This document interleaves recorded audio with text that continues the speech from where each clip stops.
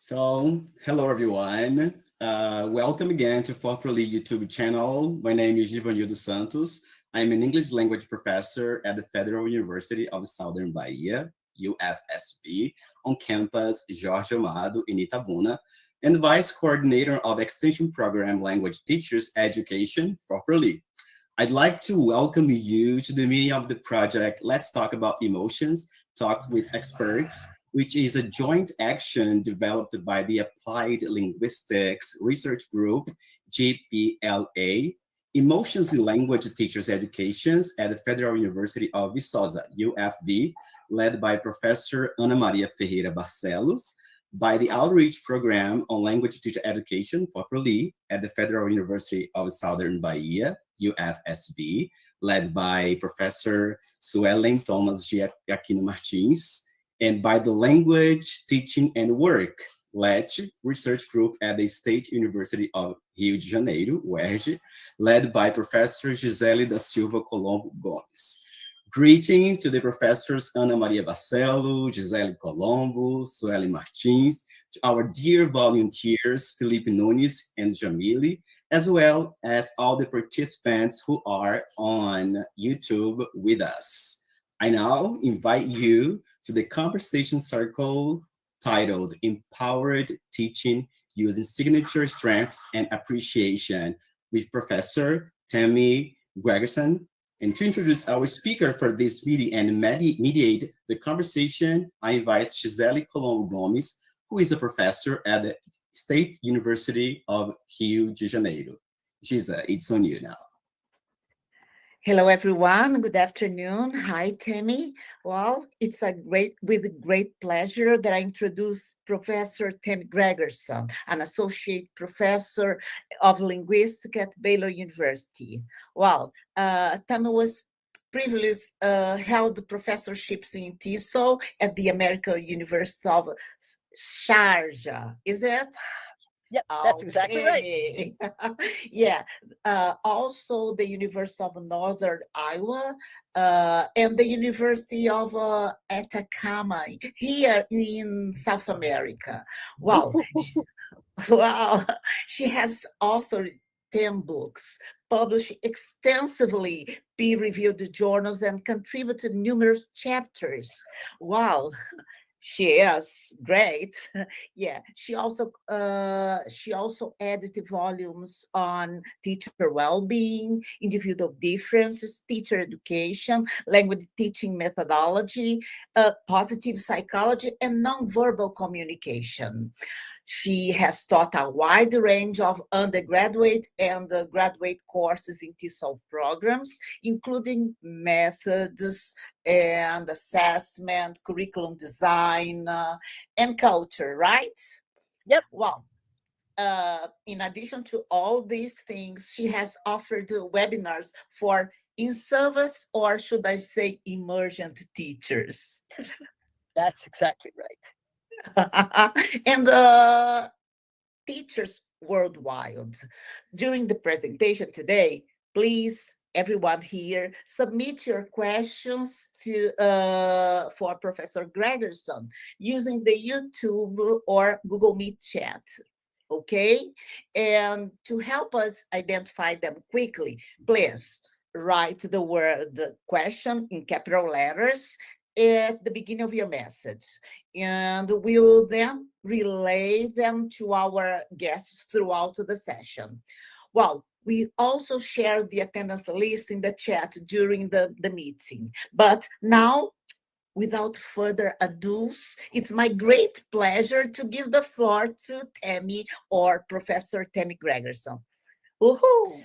Wow, woohoo! Hey, thank you so much for that kind introduction. That is so amazing. Did I really do all that work? Wow. That must have been in a previous life.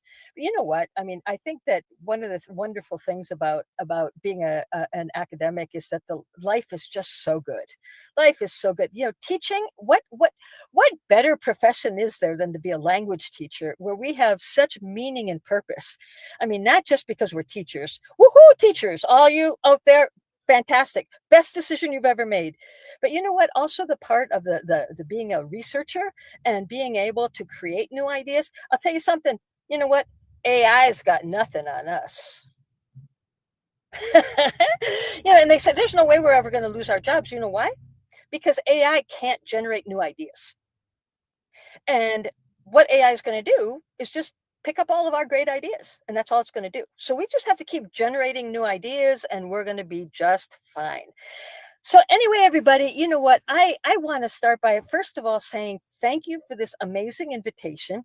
I actually got married in Brazil. My husband is Chilean. Well, this is I can tell you this secret because it's no longer a big deal because my husband can't go to jail anymore. But my husband is Chilean.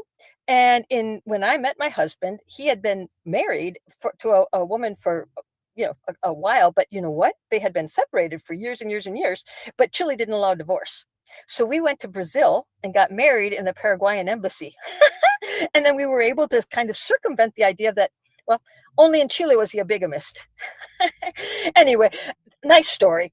Okay, that's, just to get know me a little bit, that I'm not really a conforming kind of person, but that I am so excited about life in general and, parameters, well, whatever.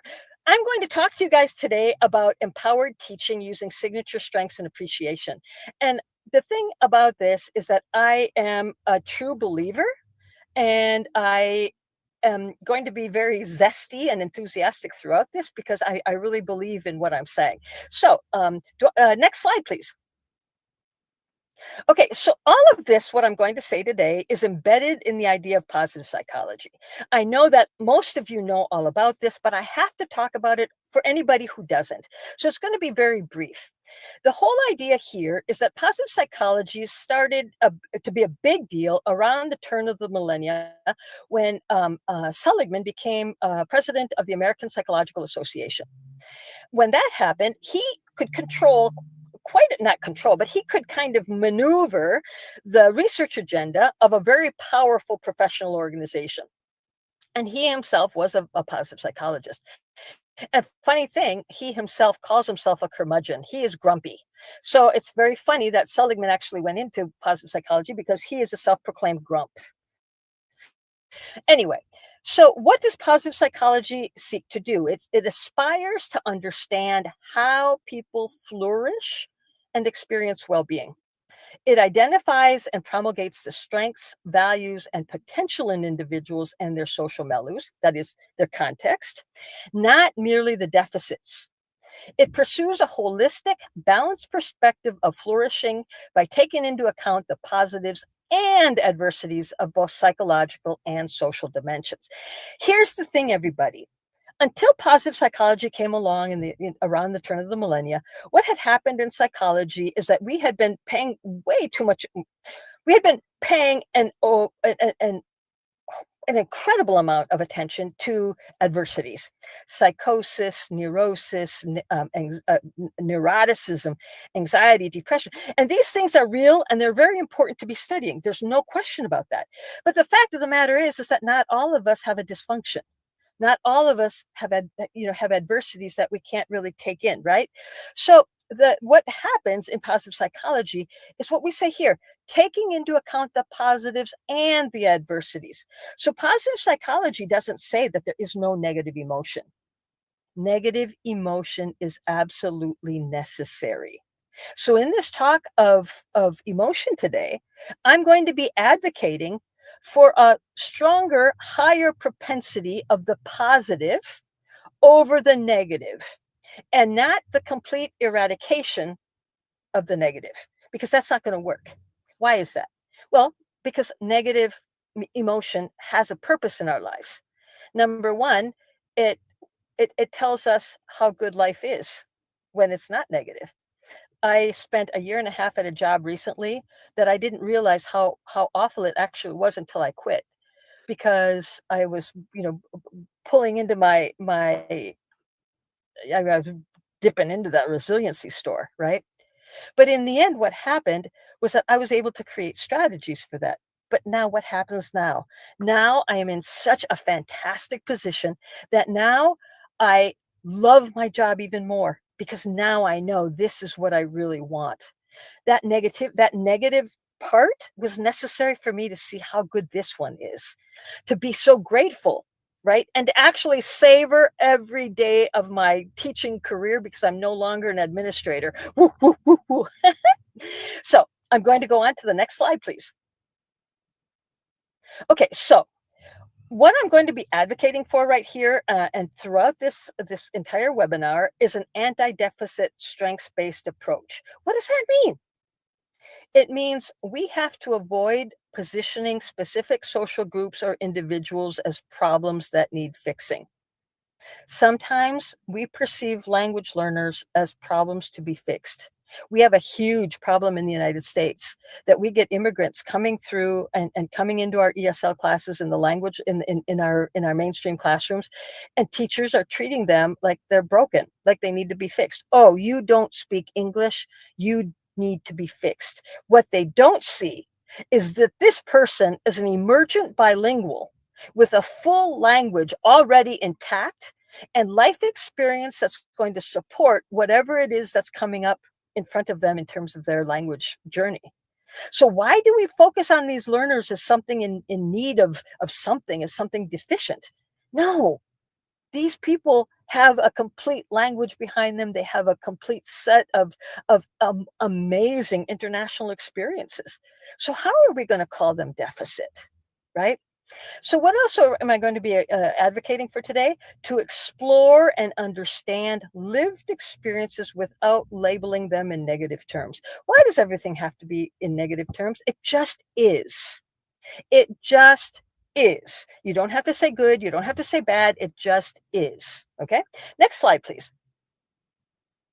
So now, I'm going to be making a leap today because I'm going to make a connection, a deep connection between what it is to be a teacher and what kind of mentoring we actually do as teachers. And that's an important thing to actually understand.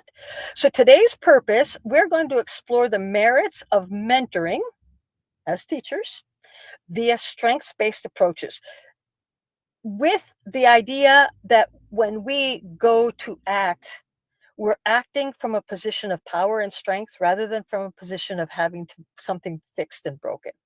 So I need you to understand a couple things. One, first of all, we have to talk about the fact that mentoring is a social endeavor. A lot of times when we talk about, and my friend Ana Barcelos knows, that we talk about this a lot in positive psychology, that one of the things about the psychology of language learning and teaching is that we often talk about the individual, but we forget to insert them into a milieu, right? And so what I need you to know is that our teaching, our mentoring is actually very, very social. So we're going to be talking about the individual, but we're going to be talking about the individual in context today. Okay. And then I'm going to be talking a lot about shared strengths as powerful unifiers. Can you imagine? So say I want you to think about the people in your lives who are meaningful to you. A lot of times, think about your best friend. Think about your best friend. Think about what you're good at. Is your best friend good at that too? Might be, might not be. But what I want to show in a little bit is that when you share strengths with people, they're powerful unifiers. For example, one of the signature strengths that we're going to talk about is humor, right? Can you imagine two humorous people getting together? Wow. That would be an amazing thing. Love. Love is one of the signature strengths. Can you imagine two people who love is at the top of their signature strengths getting together? Can you imagine the depth of that relationship because they love so much? My guess is that Ana Barcelos, because she's the one I know in the webinar today, and I know her very well, I'll bet Ana Barcelos scores very high in love. I score very high in love. That's my number 2. Guess what my number 1 is? Zest. I'm enthusiastic. But anyway, love is number 2. So if Ana and I get together, Ana and I are all over each other because you know what? We're unified by that shared strength, right? Let's move on to the next slide, please. Okay, now I did need to make this slide, and I made this slide because it was important for me to see that you as a teacher see yourself also as a mentor, okay? And so I created this slide just to show you that teaching is mentoring, okay? So teachers demonstrate attitudes, behaviors, and values that learners internalize. So do mentors. Teachers support learners' academic, emotional, and personal development. So do mentors. Teachers provide scaffolded support. Well, what do mentors do? Teachers help learners see their potential and develop agency. Teachers build supportive relationships. You can't have a mentor without having a good relationship. Teachers mentor through constructive, timely feedback that shapes future performance. Wow. And teachers foster psychological safety.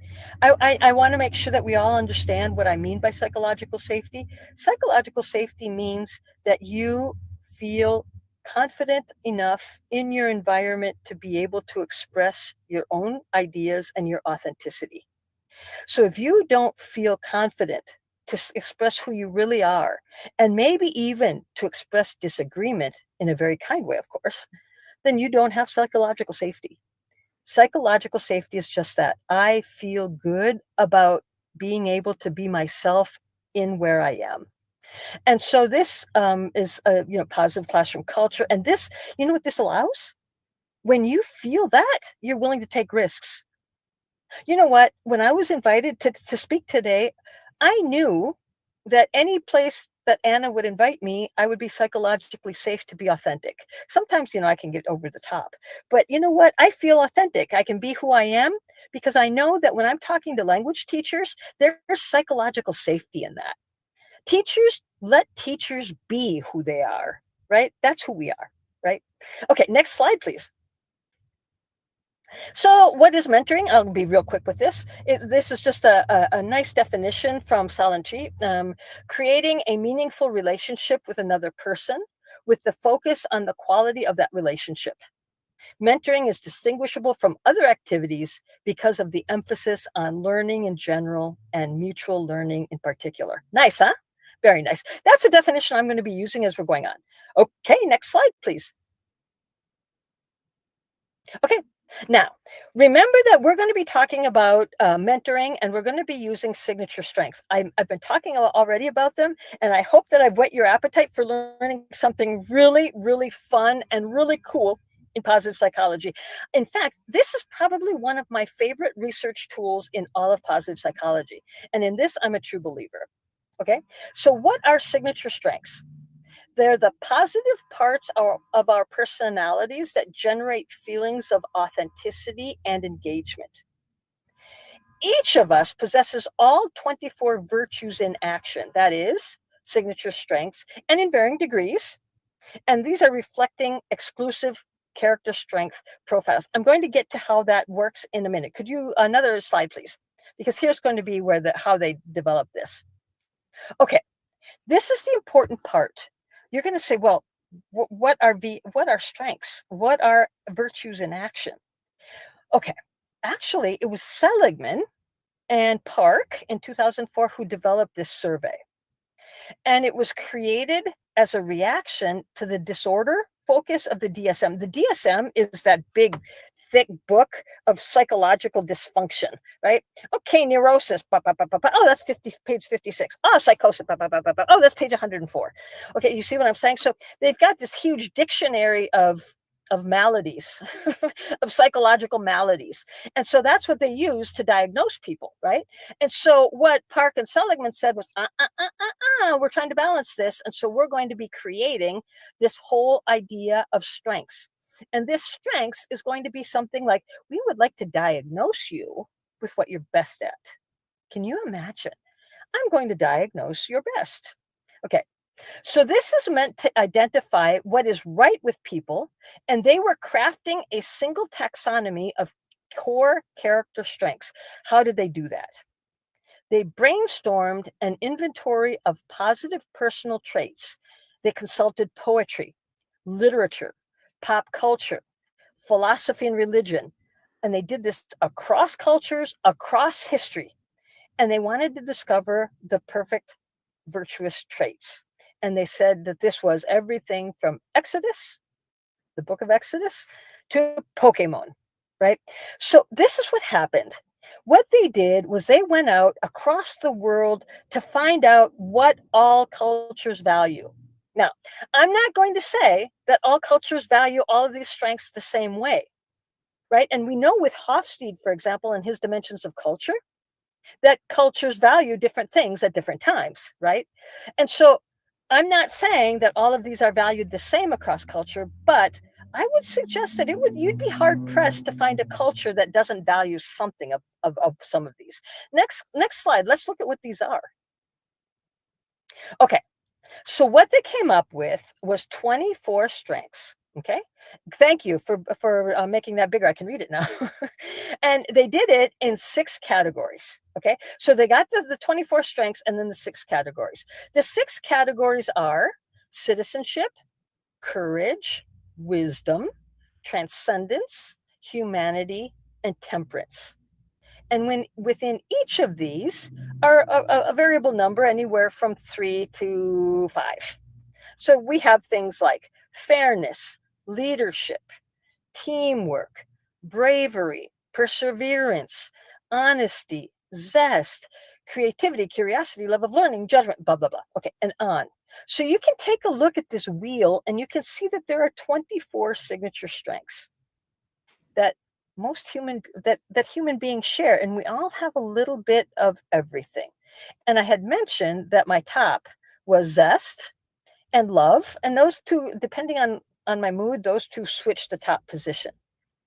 My last one is always the same, and they say that I have to have a little bit of it. They say that we all have a little bit of these strengths, but I would suggest that my last one I have incredibly little, and it's called prudence.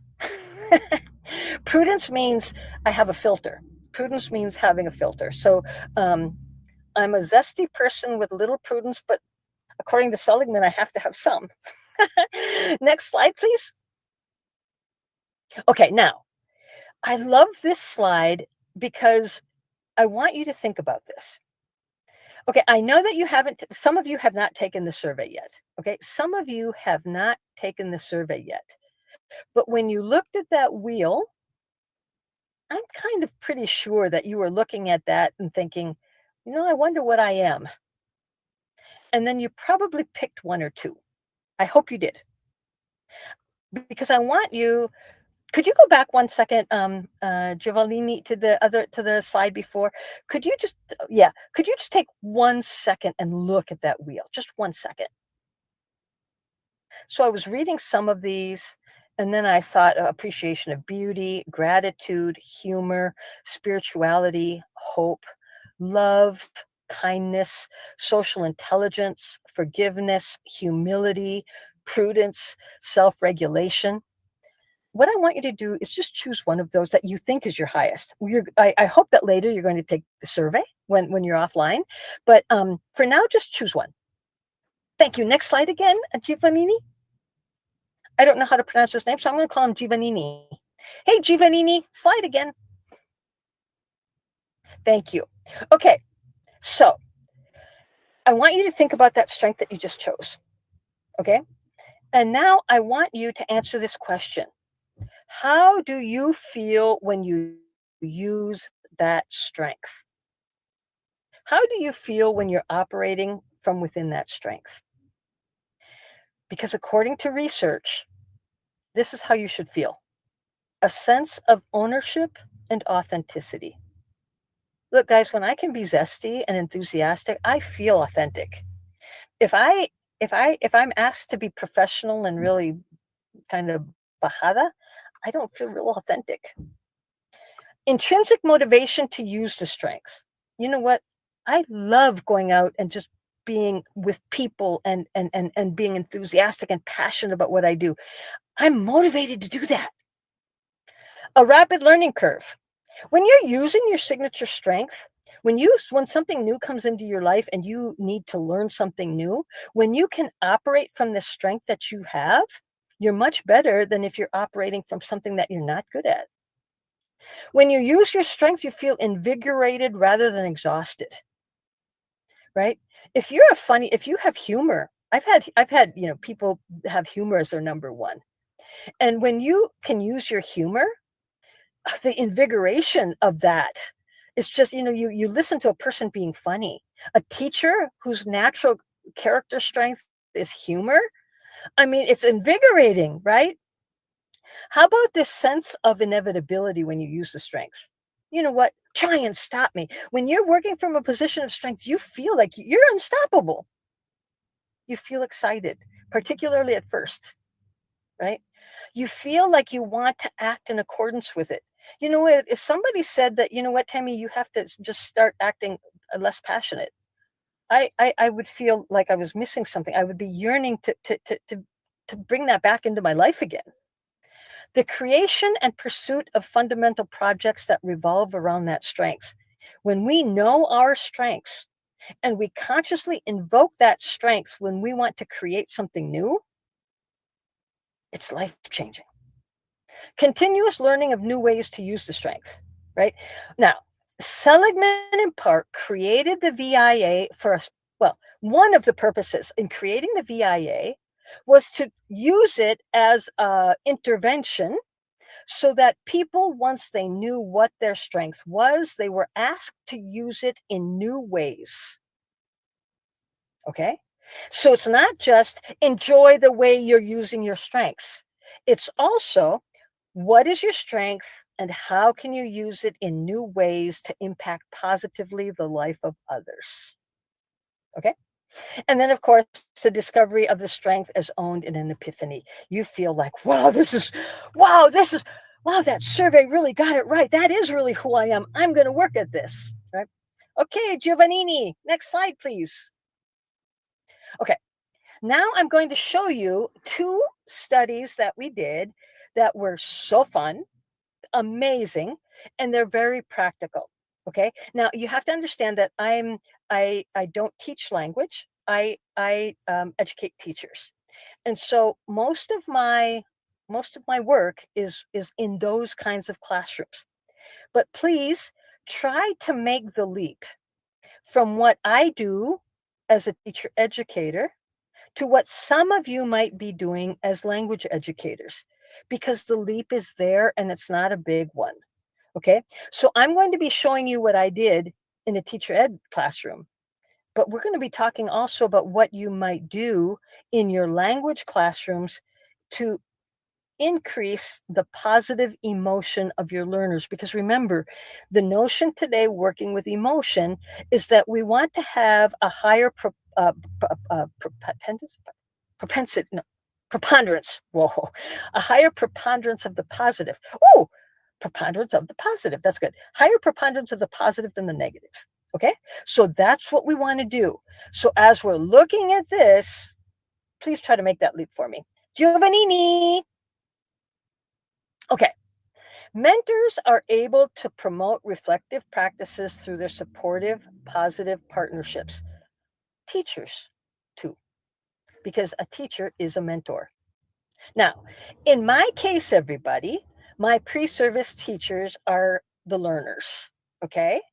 And the mentors are both peers and me. Okay, so let's look at this. Mentors and pre-service teachers jointly and independently reflect on their practice, considering the what, how, and why of their teaching, and thereby build the strengths of their professional practice. So what we're talking about here is the idea of mentoring, right?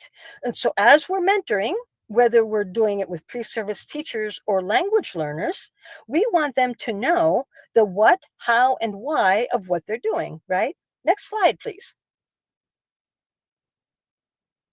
Okay. Now, I am going to be advocating for something that in this case, I'm doing in the situation of mentoring, but I also use this in the situation of a positive assessment for language learning. And I want you to see how this works. Because like I said, we're always using these deficit approaches to deal with our learners. It's really sad. So what's happening with appreciative inquiry is it's a positive approach to assessment. It's not telling them what they did wrong. It's telling them what they did right, so they can work on what they did right in new ways rather than working on what they don't do well. Research has confirmed time and time again that it is much more effective to make change, positive change, using your strengths than trying to fix your weaknesses. Okay? Did you hear that? It's more effective to make changes using your strengths forward than trying to fix your problems. Okay? That's a very important idea here. Okay, so AI, not artificial intelligence, but appreciative inquiry. Appreciative inquiry, I'm going to define what it is. Now, this we're taking, I got to tell you this, guys, we're stealing this from positive organizational psychology. Okay, this is from POS, Positive Organizational Scholarship. So we're stealing it from them. Okay, so this is appreciative inquiry capitalizes on teachers' existent strengths to create positive growth and development, rather than engaging in a process of identifying weakness or deficit and seeking to repair. We want to find out what are people's strengths, not what's their problem, in order to fix it. Using appreciative inquiry as a reflective lens with pre-service teachers, with learners, encourages them to explore positive aspects contributing to their classroom efficacy or language learning, instead of condemning them to only ruminate on what went awry or what they could do better. Next slide, Giovannini.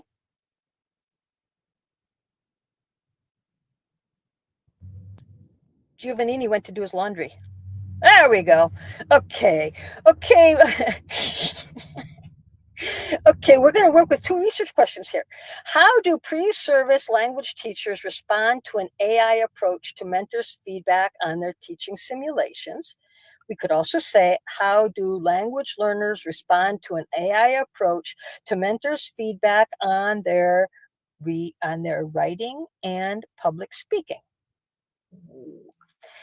And how did an AI approach, how did an appreciative inquiry approach affect teachers' well-being, affect learners' well-being? In essence, because remember that well-being starts with P, positive emotion. Remember PERMA? PERMA is the way that Seligman defines well-being. He's got 5 elements. PERMA, P, positive emotion. E, engagement. R, relationships. M, meaning. A, accomplishment. So when we're looking at approaches to well-being, well-being is very part of what your group is talking about. Your group is talking about emotion. So I want to draw this back to the fact that if I'm talking about well-being, we are, by the very nature of what well-being is, talking about positive emotion. Okay, next slide. Okay, now here we are, everybody, because now this is a step-by-step process of how to use this in your own classroom. I wanted to put this in here because it's incredibly practical. I used it in my research, but I would love it if you guys used it in your research, and particularly if as teachers you use it in your classroom. Are we ready to go? Here we go. Stage 1. Participants control the feedback process. Whoa, we're talking about democracy here. Whoa, whoa, whoa, whoa. Woo, woo, woo, woo, woo. Okay, identify aspects of teaching to focus on, as well as match peer mentors based on shared signature strengths. We've got 2 things going here, guys. We've got 2 things going. Number 1, we're talking about identifying aspects of teaching to focus on. When we look at AI in this sense, we wanted to know what the teacher, the pre-service teachers wanted us to look at. So for example, if I have a pre-service teacher who's concerned about being able to engage learners, right? Then she would tell us, hey, you know what? I would like your attention to be focused during my simulation. I would like it to be focused on how well you think I'm engaging learners. Another teacher might say, you know what, I have a problem giving prompt feedback. Could you be looking at that, please?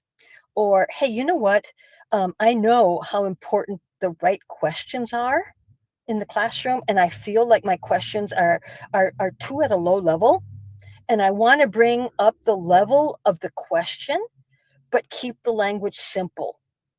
So how can I make a deep question using simple language? And I'm going to be trying to do that in my teaching. Could you look at that for me? Okay. So now, if you're a language teacher and you're wanting to do this, you might ask your learners, okay, you've got a presentation next week. What would you like me to look at as you're speaking? Do you want me to look at your maybe you want me to look at your delivery, at your nonverbals, or maybe you want me to look at the way that you're using examples, or maybe you want me to look at your verb choices, or maybe you want me to look at my language use overall, right? But what's happening here is you're giving the participants control, because they know what they want help with, and sometimes we don't. And this is just a fantastic way to cater to the needs of our learners, because they know what they need. Sometimes we don't. Okay. The second thing in this slide that you'll see is that we're also talking about matching peer mentors' shared signature strengths. What we did in this project is we paired peers. So I was one of the mentors, but they also had a peer mentor. And sometimes I have a theory. Who knows what is worse than not having a mentor? There is something worse than not having a mentor. Answer: having a bad one. Having a bad one.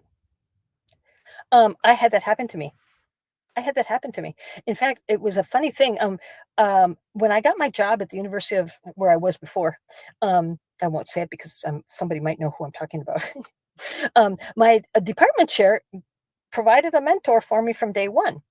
But you know what? It was like, why would you think this lady would be the right mentor for me? You know what? I mean, she was fantastic as a person. She was amazing, but we didn't have a lot in common. She was literature.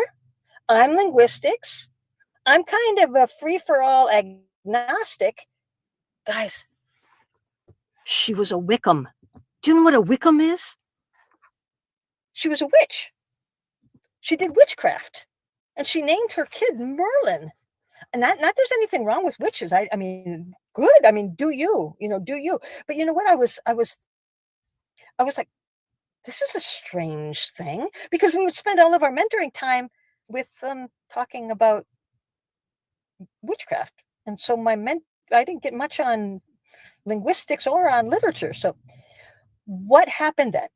So what I'm saying is, the coolest way that we found to hook up mentors was by their signature strengths. So what I did was I had all of my students in the class take the VIA, and they got their top 3 strengths, and I paired them according to what they were good at. And then when they asked for appreciative inquiry, for feedback, they also looked at what their strength was.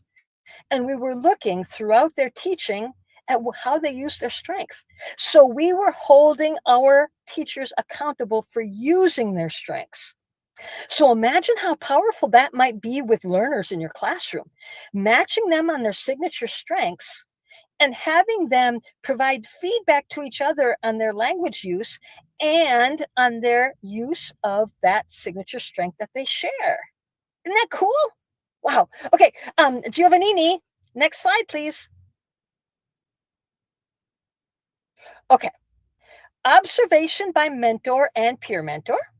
Take notes during the teaching, concentrating only on positive aspects of teaching in areas identified by the pre-service teacher. This is what we did. So the two of us, the peer mentor and I, watched the simulation of the teacher. We took notes on what that student wanted notes on, but what did we do? We only focused on what they did well. Okay? We'll get to that other part later. I know what you're thinking. Well, what if they needed some help doing something that they weren't doing well? We'll get to that later. Okay, next slide, please. Okay, the mentor, the peer mentor, and the teacher jointly reflect on successful elements of teaching simulation and reasons for that effectiveness. Okay, easy peasy. We sat down, we looked at all of those factors that were done so well, and we celebrated them. Next slide. And this is the big slide. This is the biggie. The pre-service teacher and the peer mentor, we contemplated how the strengths identified in the teaching simulation can be transferred to different contexts. Now, this ensured the ethos of appreciative inquiry, because what did we want to do? We wanted to identify the strengths and utilize them in positive resources for achieving future goals. That was our study. That was the procedures of the study. Let me show you what happened. Giovannini. Okay. Well, this is just, okay, there were 15 people. They were all in the methods course, and this was in the United Arab Emirates. I was teaching at the American University of Sharjah for 5 years. What a hoot. It was a master's program, and I had the best time. So we had a qualitative set. It was a qualitative a piece. It was a corpus size of 11,600 words. And where did we get it? Well, the reflections written after participating in the appreciative inquiry process. And also they wrote a reflection at the, okay, so wait, it was everything. Sorry, guys. It was everything. It was our notes to the simulations. It was all of our notes to where they wanted us to go. So it was all of these things. But the biggest part were their reflections at the end in order to talk about whether or not it was successful. Next slide. Okay. So now we did a grounded theory approach to the data. So we let the data talk to us. We took a look at it, and 3 themes emerged. What was it that this AI, this appreciative inquiry process kind of brought to the surface? Okay. 1, self-confidence. All of the learners, all of them said that their self-confidence had increased after the appreciative inquiry. How could it not? How could it not when your teacher is looking for what you do well and is focusing on that? Remember, these pre-service teachers have a lack of confidence. They've got imposter syndrome. I mean, these people have been students all of their lives, and suddenly they're going to have the title of teacher. And what do? We spend all of our time telling them what they're not doing right. Right? So if we would just take a little bit of time and tell them what they're doing well, that self-confidence boost is going to go boom through the ceiling. And suddenly we're going to have teaching that we hadn't seen before, right? Authenticity, everybody, a very high value for me. My teachers felt after appreciative inquiry that they could actually go into the classroom and be themselves. I can go in there and be who I am. I've got these strengths and I can use them. And then the last one, because the group had created such an amazing rapport, how could you not, right? This group of 15 students at the end of this were so tight, and they felt like they were a community of teachers. It was really cool. Next slide, please. Now, I don't think I have time to go through this. These are just excerpts. And Gisele and Giovannini and Anna, this PowerPoint you can have, right? I mean, I know it's going to be on YouTube, but if anybody just wants the PowerPoint, you can send it out, because people wanting to read these, the excerpts are going to be too long to read. But what you're going to see here is just incredible progress. Incredible progress. Next, you're going to see excerpts in... Next slide. Community involvement, 11 of the 15. And finally, I want to end this part. Rather than perceiving teachers as entities that need fixing, rather than perceiving language learners as entities that need fixing, or molding into a preconceived format of a good teacher or a good learner.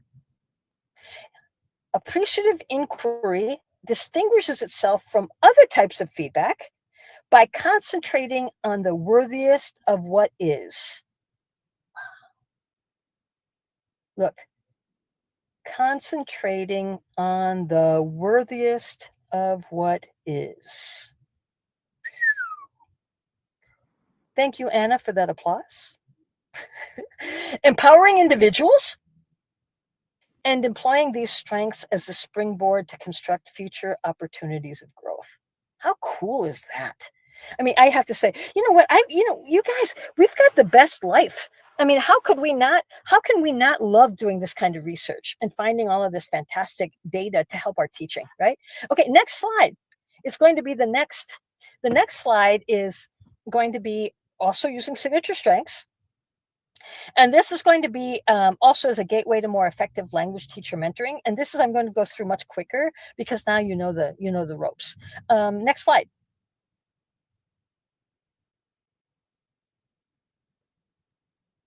Went to put them in the dryer now.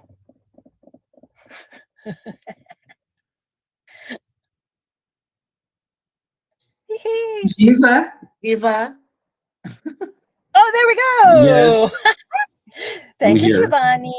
Giovannini, we got it. Thank you, buddy. Okay, tips for mentoring a student teacher. Okay, I'm going to go through this real quick.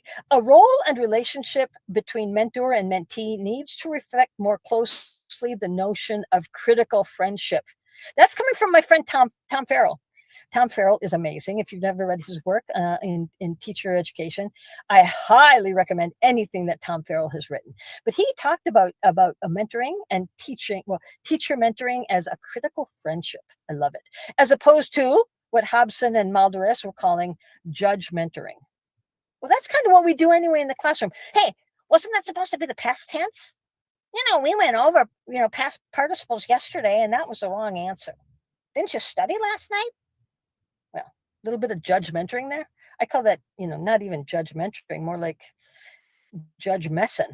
Okay, so in our approach with this new research, the mentor is not seen as aiding a less able colleague, is not a teacher aiding a deficit learner, but together offering support and critical reflection using a strengths-based perspective. Next. This is what I said before. The only thing worse than not having a mentor is having a mismatched one. Much to learn. We all still have. Next slide.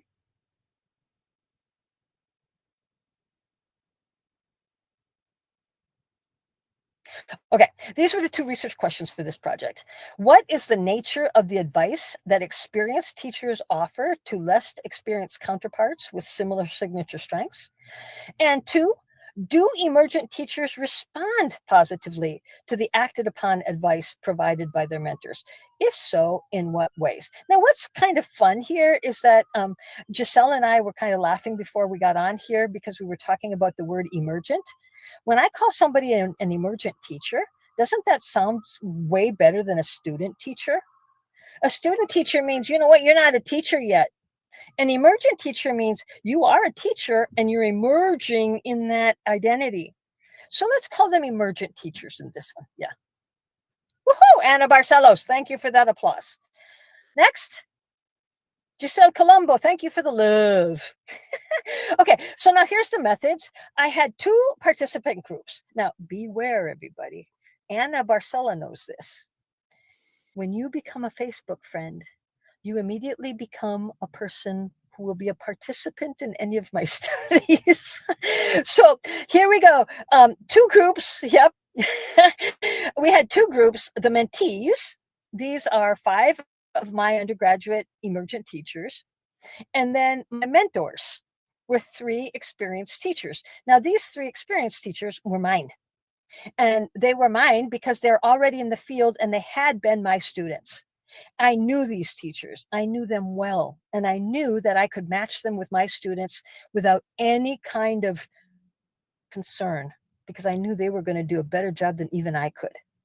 So what happened was we had 3 instruments, the VIA that all of them took, both the mentees and the mentors. Then we had the mentors who gave advice to the mentees.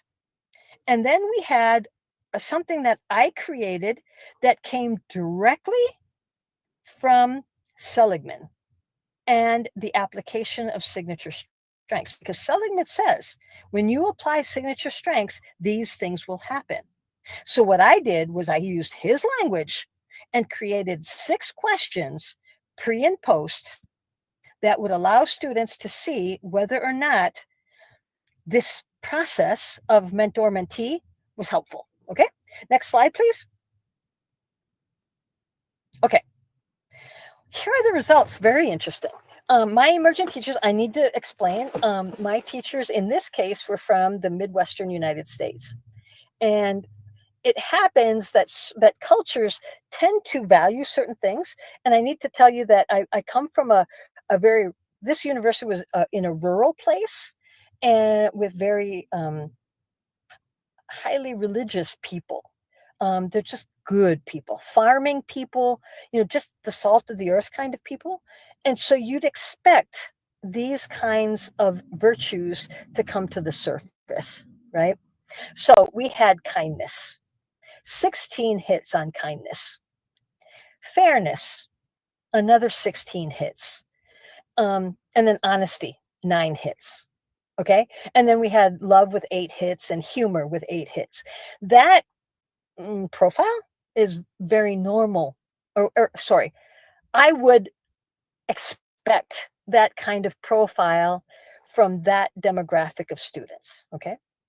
So then mentors with signature strengths suggested specific classroom activities or ways to improve relationships and create positive atmosphere in the classroom and self-care techniques. Okay, I've got to tell you something. I don't even have to have this in. Nobody's talking to me. Okay, so mentors, okay, so here's what happened. Everybody took the signature strengths test and I matched them up, the mentors and the mentees, based on their signature strengths.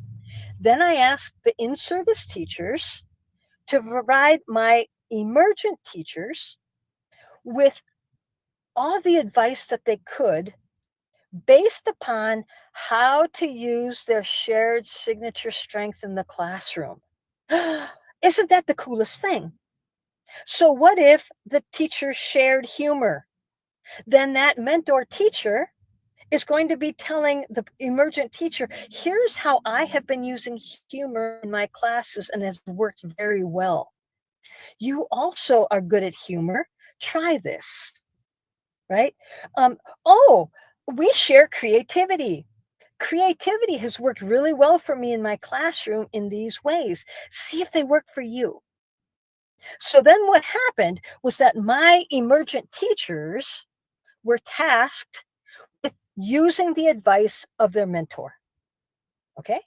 And then they had to journal on it. They had to tell me how it went. They had to tell me what the mentor asked them to do, and then how they used it, and then how it actually worked. So now, mentees consistently reported that the advice was helpful. They strongly agreed that mentor advice gave them confidence, stronger relationships, and increased coping skills. Next slide, please. Now, here is the kind of advice, because remember, I asked the mentors to give the mentees advice on how to use their shared signature strength. Well, some of them talked about specific classroom activities. Hey, you want to use humor? Do this, right? So there were 29 of those types of advice. 17 talked about relationship formation and maintenance, both with students and colleagues, right? 17 talked about creating a positive or course atmosphere, right? So not just with individual students, but how to build that whole group dynamic. 12 talked about advice for self-care. Emergent teachers going into the field. Who needs more advice on self-care? You know what? If my experience with emergent teachers is like experience with the emergent teacher, these kids are killing themselves, right? 10 mentors asked their learners to learn about themselves, right? And then 9 of them talked about issues of awareness of cultural differences. Okay, and then the next slide will show that that all of the students only in a very small portion where it says neither was no harm done. Okay, those neither is no harm. agree and strongly agree is we nailed it, right? So this in no way did this process of what these emergent teachers underwent, in no way did they perceive anything negative about the process. Okay, only positive or no harm. Okay, next slide. I think it's my last. Woohoo! Concluding thought, everybody. Keep your thoughts positive because your thoughts become your words. Keep your words positive because your words become your behavior. Keep your behavior positive because your behavior becomes your habits.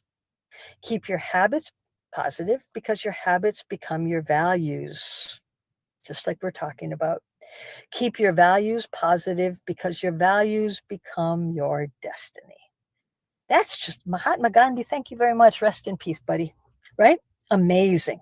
Okay, that's it, everybody. So I'm ready to take some questions. Woo-hoo! Woo, woo, woo, woo. Thank you, everybody.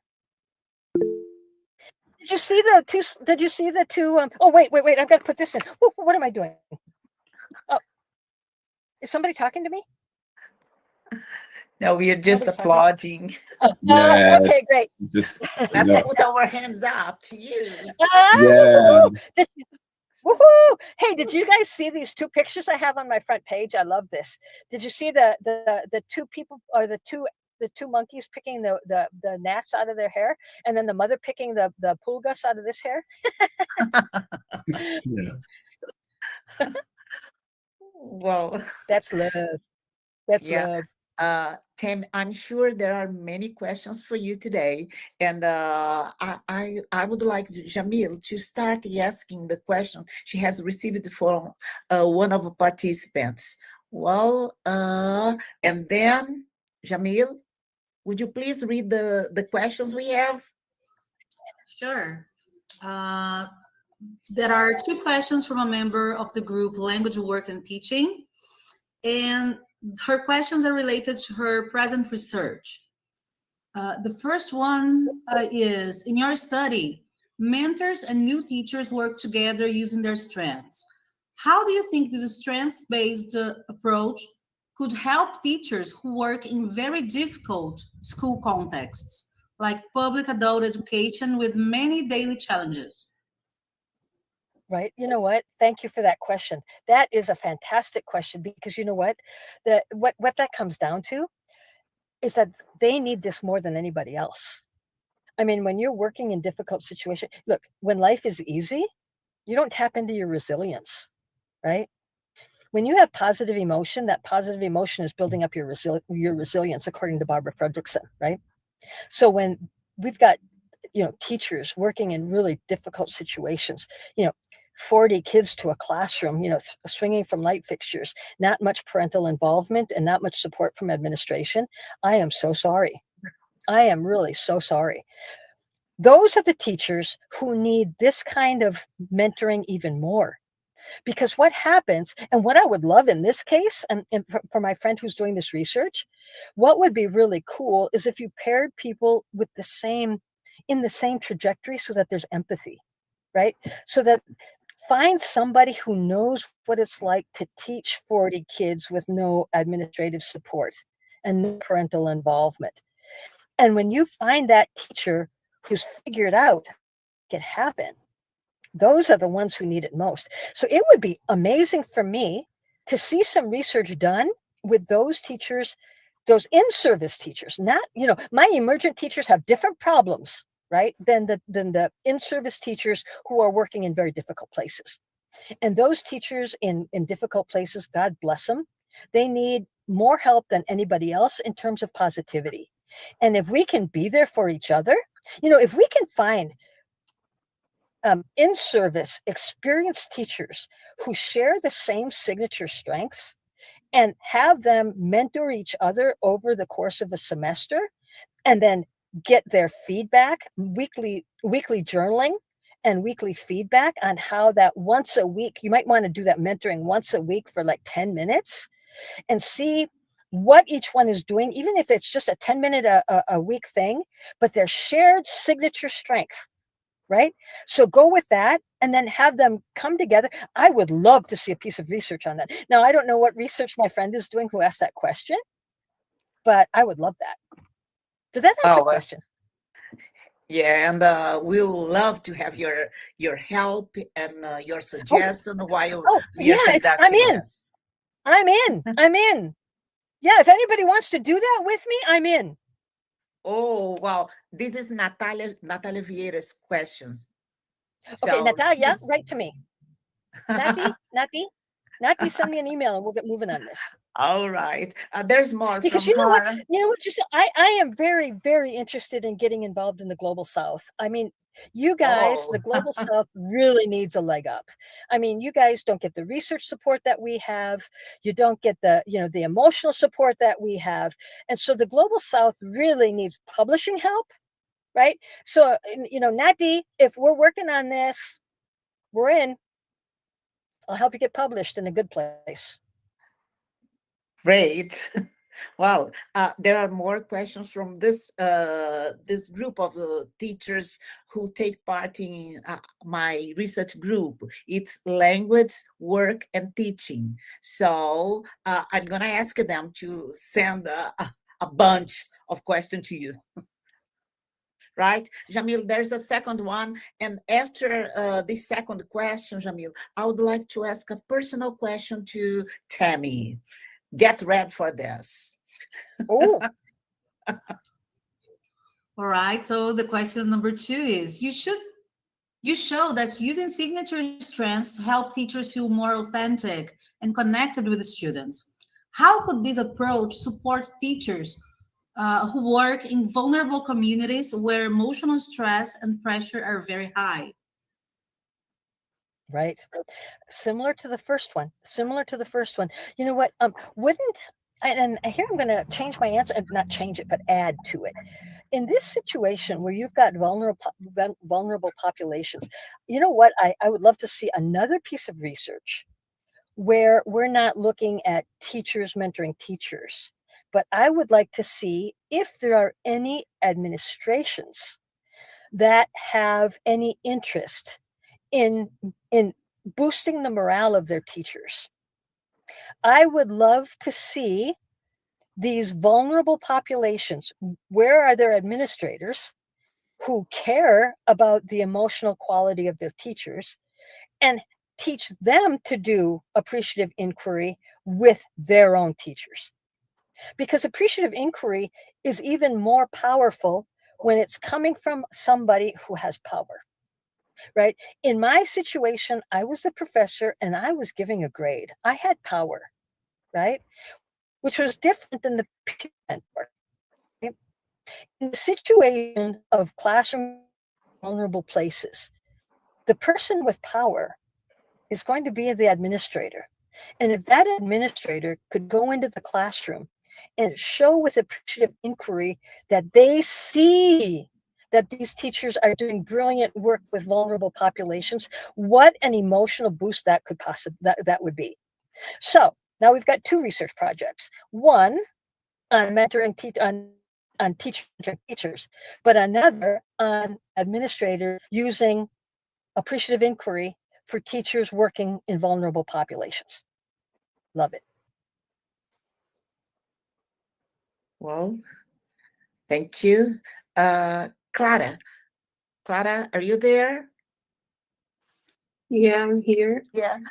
Would you please ask Tammy your questions? Yeah, sure. Clara, you're beautiful. You should have had your phone, your camera on the whole time. It's a pleasure to meet you. Lovely to meet you too, sweetie. I have a question. You mentioned that you paired mentors and mentees based on the character strengths. What would be a possible solution if a pre-service teacher had a profile that differed significantly from the available mentors? Oh, so you're saying somebody whose signature strengths were way out there? Yeah, like not the third, and because you mentioned in your text, I read your article, and then Okay, thank you. You mentioned that focused on the first 5 strands, right? Yes. Right. Well, here's the thing. Because the purpose of signature strengths is that you're working with your strength, right? And so it's much easier for us to do more good expanding our strength than trying to work on our weakness. Okay? So it's much better to keep those top 5, because then you're sure that these are what they're good at. This is what they're strong at, right? So if you went to the bottom and you said, okay, Tammy, why don't you work on your prudence now? It's like, well, it defeats the purpose of signature strengths, right? Because if I'm working the ones on the bottom, those aren't the ones that I feel that I'm good at. Did that answer your question, Maria, or am I off? I don't understand. Did I not understand the question? If a pre-service teacher had a profile that differed from the other the mentors available there. Okay. Yeah. You know what? That had happened. And so what I did was I went down farther on the list. So it's very rare that there wouldn't be at least some overlap between at least 4 and 5. It hasn't happened to me. But I did have to go down to the 5th one rather than the 3rd one. So yes, Maria, that was a very good question. Yes, I had to go down to the 5th in order to find somebody who was matched. Great question. Yeah. Thank you. All So right. far, Maria, Claire, I've never met anybody whose tests high in prudence. This leads to my question about you, Tammy. Well, I know little Greenbird told me that you, Sarah Mercer, and McIntyre are close friends. Very close. Is that true? Oh, yeah. In fact, I talked to Peter just 10 minutes ago. Yeah. Okay, so what are your top strengths? Okay. Now, my top strength, I told you, are zest and love. Gosh, you got me on that one. I mean, I could project. I mean, I know them so well that I could project, but I'm not sure. I'm gonna, you know what, Giselle? I'll find out. Oh, please let us know. And I was surprised because I took the test, just to find out my strengths, and I was surprised because when the first one was integrity, and I thought that it would be zest or happiness or love, but it was integrity. And then I tried to imagine, don't I know myself? How could that be integrity? I know I like to be fair, honest, but I'm so, happy. So it was surprising to me. And then I imagine, because there are people who we are close to, and we think that maybe they have the same strengths as we do. But according to what I checked, because some of us took the tests, and we realized that we don't have we don't match exactly. They are similar, but we don't match. I think that we complete each other. Yep. The thing is that every time I have my students take the VIA, and I do it almost every class, every time I have them take it, I ask them, does this reflect what you thought about yourself? And most of the time it does, Giselle. So the fact that you had that top one, you know what, Giselle, I'm gonna tell you something. I think that you are happy, and you could be at the top of happy. But because of the survey, it saw something in you that went above. I mean, you can be uber happy, but you have even more integrity than that. That's amazing. Wow. Right? Yeah, And something else that I would like to know, because we got curious about, after reading your text, we decided to take the VIA. Yeah. Wow.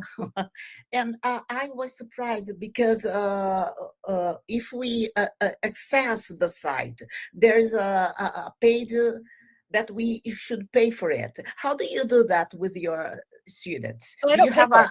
I don't pay for it. No, I don't pay for it. Oh, No, because we stick to the free version.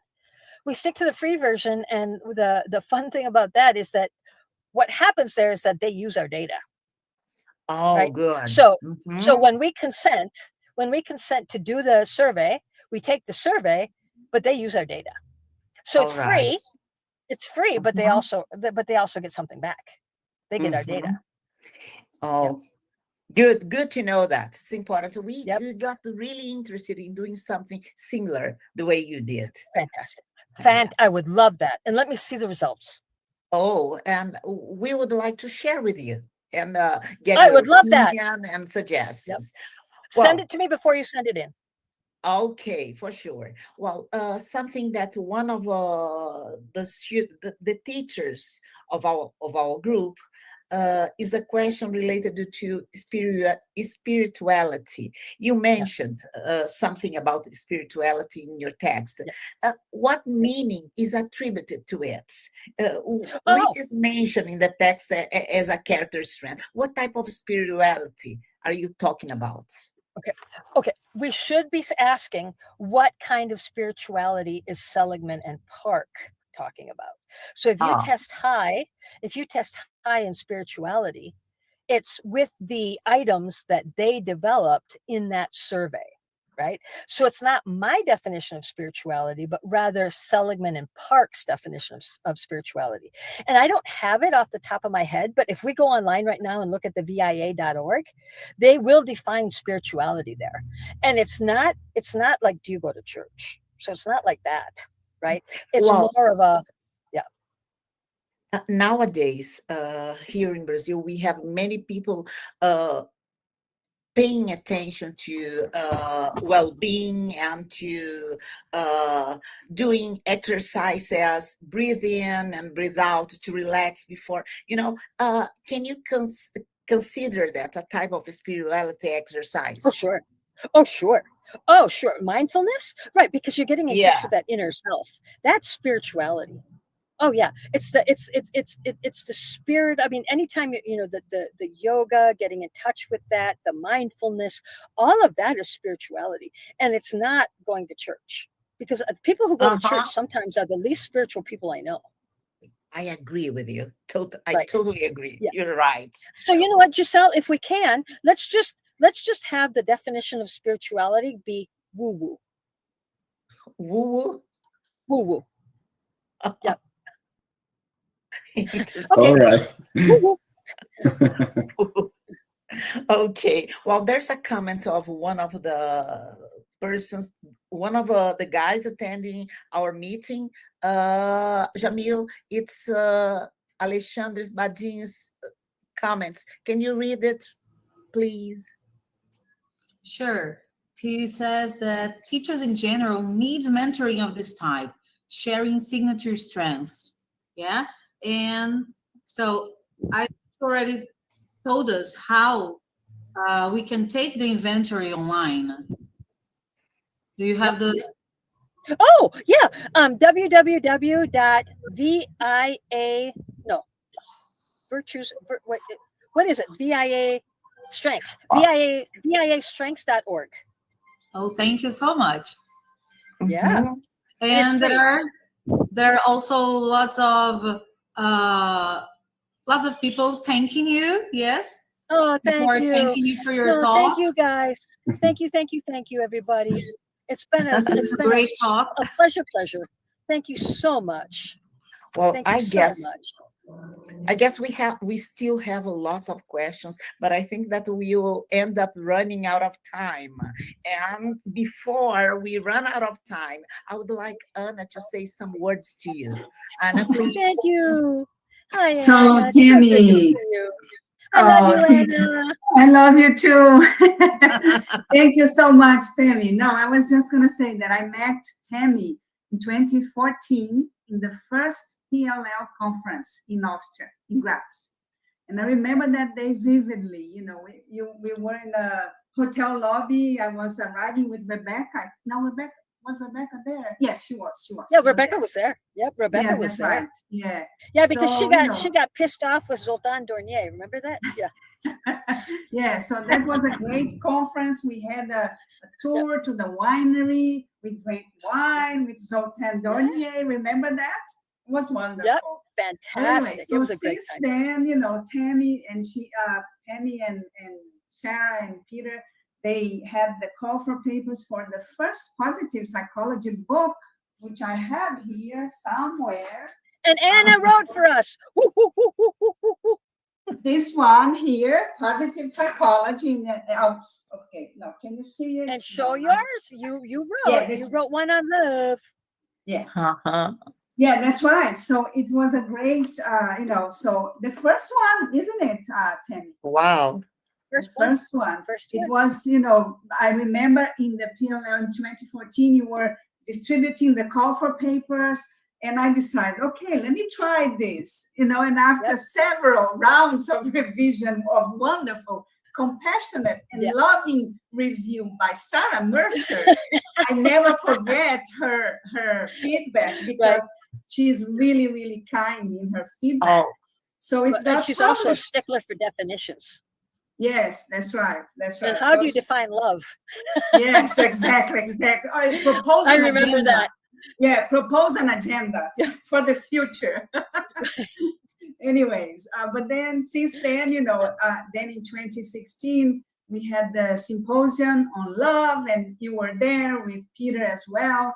And then we saw each other in AAALs and last year in Madrid. So that was the last time we were together. And Tammy, always so loving, enthusiastic, as you can see, and happy. So it's just great energy. Thank so you. everybody loves you here already. I had so much fun. Thank you, Yeah. Anna.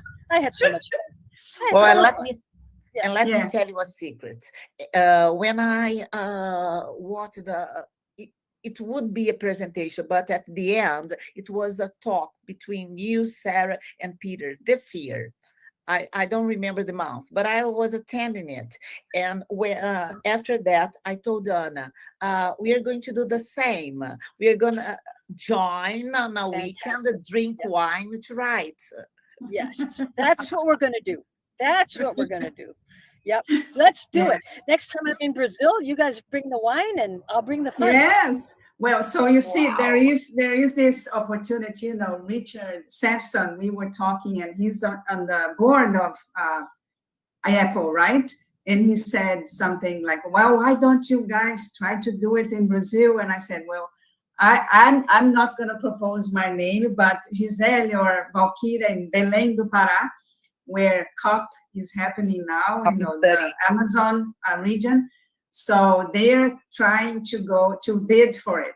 So maybe if we get it, Fantastic. yes. My guess is they'll get it. I've Okay. been on the iApple board, and I know Okay. their criteria. Okay. They have a very high probability. Very high probability. Okay. Because we've been wanting to bring it to the global south from the very beginning. And you guys are the first Yay. people. You're the first people from the global south who have offered. Yep. You'll get it, I Yeah. think. Yep. Yeah. And anyway, so just to Okay. thank you, Tammy, and just I really enjoyed Thank your you. talk, and very clear, very organized, and full of good energy, and very important Anna. for us to hear about this. And this project is actually to bring experts on emotion that people here in Brazil don't have the opportunity to watch always. I mean, attend. Right. Of course, you have several talks on YouTube, but this is for a specific group, you know, and all the talks are going to be stored in YouTube so people can watch as long as they want and as many times as they want. So we are happy that you agreed to do it. And I have just one question, because researching pedagogy of love here, sometimes, you know, I still get misunderstandings about this kind of research. and people still have a lot of taboos about pedagogical love, and sometimes they diminish the value of this research. So I would like to ask if you have faced anything similar researching positive psychology during all those years. Yeah, you know what? Yeah, because I mean, if you look at the research, I mean, we get pushback all the time. Not us, but positive psychology in general, because they think it's quack cure, right? It's a quack cure. It's pop psychology. There's no robust science behind it. But they're wrong. They're wrong. So you know what? I'm right. They're wrong. Go away. Okay. Well, great. Don't ruin my Zen. Oh. That's great. That's great. Okay, Yeah, so you need to don't come ruin my here to teach us that. Don't ruin my Zen. yeah. That's a great topic for a Don't course. ruin my Zen. Don't ruin my Zen. There's the door. Yes. Yeah. Yeah. And Tammy. Thank you so much, Tammy. Now I'm Thank gonna you go. guys. Thank you so Thank you. much. But okay, can you stay a little bit? Can you stay a little bit after we finish Sure. here? Okay. Well, also, I would like to congratulate you on your pace. Perfect timing. Wow. Thank you. Thank We're based. you. Okay. Thank you very much. Yeah, so thank you so very much, Tammy, once again. It was a brilliant presentation, and your energy is something really, really beautiful. My God. Exhilarating. When you said Giovannini, I can't start laughing. It was really cute and funny. I love that. I don't, I mean, I Giovannini just came so easy for me. Okay, let's go with that. He'll know that I do that with all cariño. It's all right, I'll take that. All right, I'll Thank take you. that. Yeah. So guys, on behalf of the GPLA, LEG, and FORPROLI team, I would like to thank everyone who has been here on the channel again. And do not forget to follow us on our social networks, FORPROLI.UFSB, and LEG, Linguagem, Ensino e Trabalho, and to like this video here on the channel and share it with anyone who may be interested in the topic. We hope to see you here again in the same place for FORPROLI channel next year. We'll be sharing the next meeting's invitation cards on our social medias in the beginning of the next year. So stay tuned, okay? Besides that, you can also suggest who else you'd like to be here with us. You can write in the chat or comment on our Instagram page. We promise we'll try to make it happen, okay? So bring today's meeting to a close. A big hug and see you guys next year. Bye-bye. Bye.